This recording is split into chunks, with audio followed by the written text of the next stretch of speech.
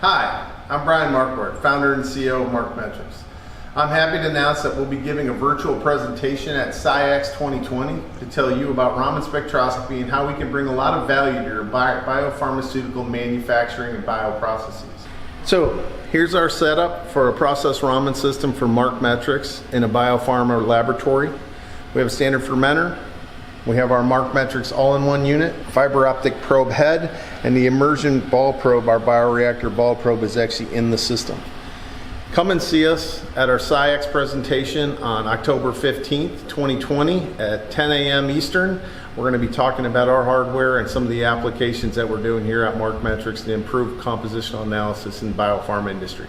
You can register to hear my presentation by clicking on the link down in the description or in the article above. Please tune in at 10 a.m. Eastern on Thursday, October 15th to watch the presentation, and I look forward to seeing you all there. Please stay safe and healthy.